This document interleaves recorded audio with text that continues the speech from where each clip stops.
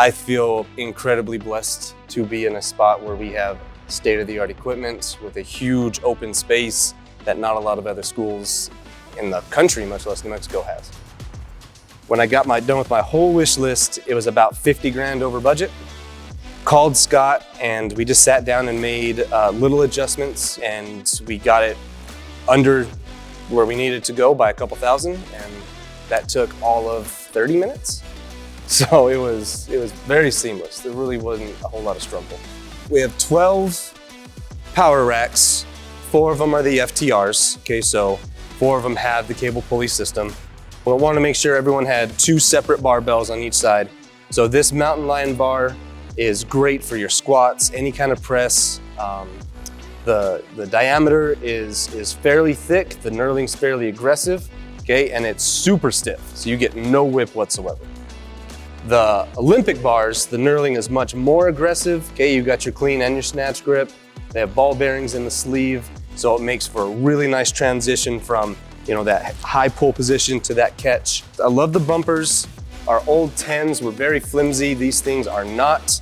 So if you have an athlete that is just trying to learn the technique of a deadlift or a power clean, they don't have to pull from all the way on the ground. It still is in that mid-shin position and it's not falling over. So I do really like the competition style bumpers that Samson has.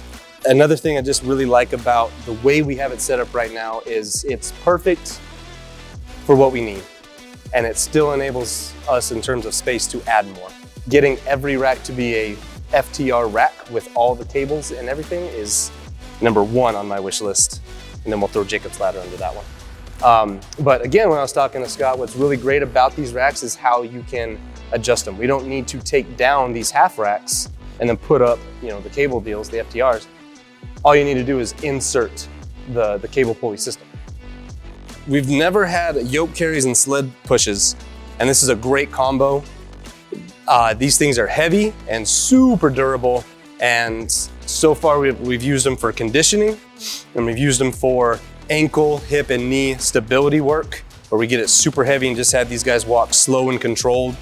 Upgrading our previous plyo boxes to these, we have 4 sets that can go up to 60 inches, and they're soft, and I love that because I've seen too many bloodied up shins from that hard box if you get a fail.